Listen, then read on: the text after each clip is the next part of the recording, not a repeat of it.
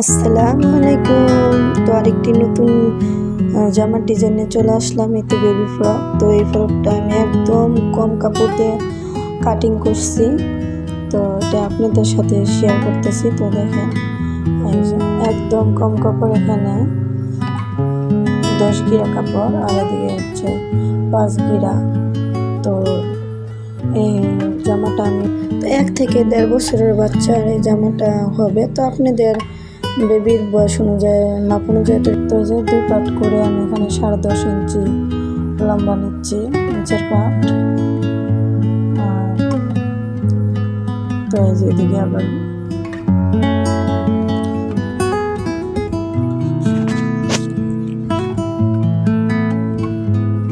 তো আমি 2 টুকরো কাপড় আলাদা করে নিলাম। তো এখন হাতার জন্য কাপড়টা করব। তো আপনারাও চাইলে এরকম একদম অল্প কাপড় দিয়ে ঘরে বসে নিজের বাচ্চাদের জন্য ড্রেস তৈরি করবেন, আশা করি ভালো লাগবে। তো এই যে বড়ির কাপড়টা আমি কেটে নিতেছিলাম। তো মাপগুলো কিন্তু আপনাদেরকে এই যে আমি বুঝিয়ে দিতেছিলাম।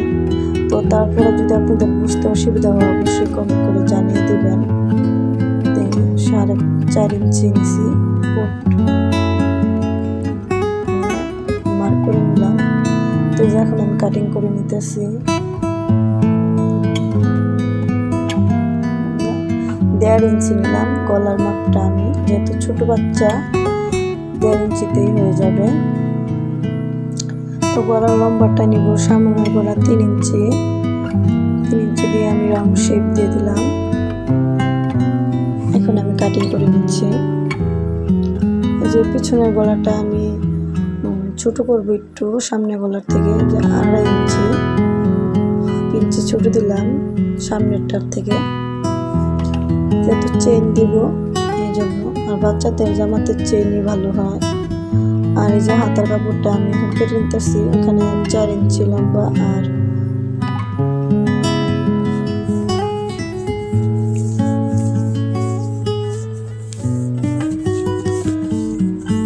বেল্টের কাপড়টা আমরা কাটিং করে নেব।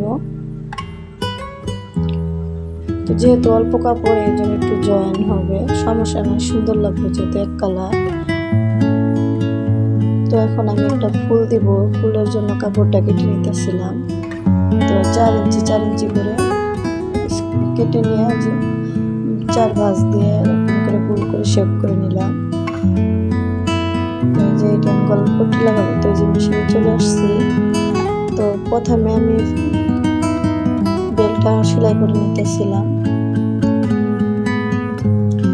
তো আমাদের চ্যানেলে আজকে যারা নতুন অবশ্যই তারা আমাদের চ্যানেলটা সাবস্ক্রাইব করে দিবেন আর বেল বাটনটা অন করে দিবেন, যাতে নতুন কোনো ভিডিও ছাড়লে আপনাদের কাছে চলে যায়।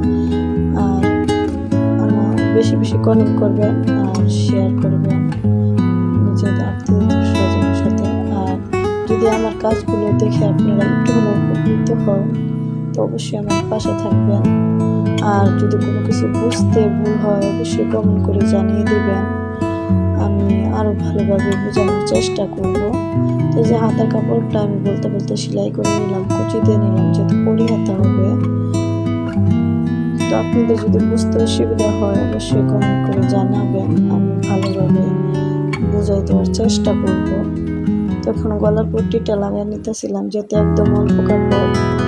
তো যেহেতু টুকরা কাপড় একটু ছিল তো এটা দিয়ে পাইপিং করে দিলাম, ভালো লাগবে।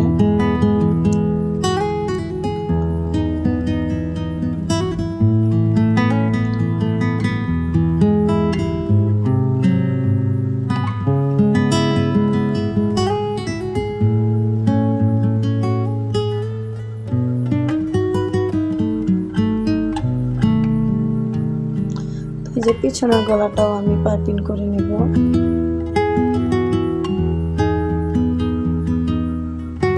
একটু কাট করে দিব যাতে শেপটা ভালো আসে পাইপিংয়ের।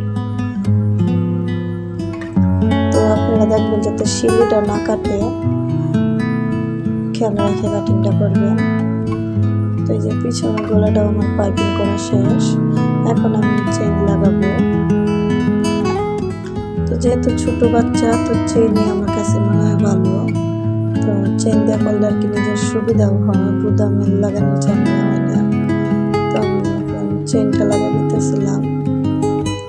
তো আপনাদের যদি কোথাও বুঝতে ভুল হয় অবশ্যই আমাকে কমেন্ট করে জানিয়ে দেবেন। আমি আপনাদের সুবিধা অনুযায়ী ভিডিও দেওয়ার চেষ্টা করব।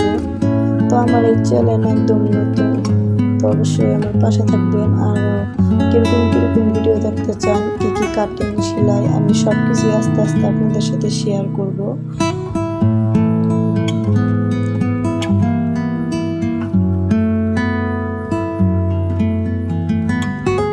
তো যারা যারা এখনো আমাদের চ্যানেলটা সাবস্ক্রাইব করেন নাই অবশ্যই সাবস্ক্রাইব করে দিবেন আর বেল বাটনটা অন করে দিবেন। এতে করে আমি যখনই কোনো ভিডিও ছাড়বো আপনাদের কাছে চলে যাবে।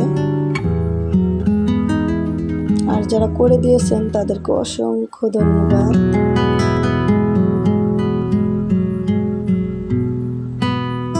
তো এখন আমি বডির পার্টগুলো একসাথে কুচি দিয়ে নিয়ে উপরে একটা চাপ সেলাই দিয়ে নিলাম।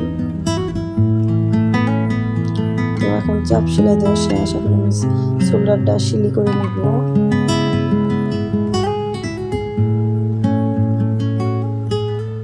তো ভালোভাবে ডবল সিলি দিয়ে নিলাম। তো এখন আমি হাতা লাগাবো, হাতাটা জয়েন করে নিলাম।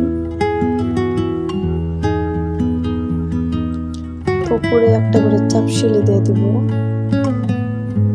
তো ওরকম ভাবে এই সাইডেরটাও আমরা একসাথে কিভাবে নতুন করে জয়েন দিয়ে নিব।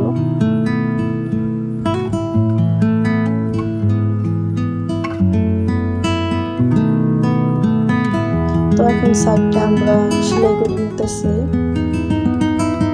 তো আপনাদের যদি বারবার বলতেছি কোথাও বুঝতে ভুল হয় আর আমার যদি কোনো ভুল হয় অবশ্যই ক্ষমাসুর দৃষ্টিতে দেখবেন। তো বেল্টের কাপড়টা কিন্তু আমি ভিতরে দিয়ে দিছি, দিয়ে আমি সাইডটা সেলাই করছি। তো আপনাদের বুঝতে ভুল হলে অবশ্যই কমেন্ট করে জানাবেন, আমি আরও ভালো করে বোঝানোর চেষ্টা করব। তো এই যে নিচের হ্যামটা আমি সেলাই করে নিলাম, চিকন করে বাঁশ দিয়ে ধরে আস্তে আস্তে করে সেলাই করে নিলাম। তো এই যে আমার জামাটা কমপ্লিট। তো আমার জামাটা যদি আপনাদের কাছে ভালো লাগে অবশ্যই কমেন্ট করে জানিয়ে দেবেন। তো আজকে এই পর্যন্ত, সবাই ভালো থাকবেন। আসসালামু আলাইকুম।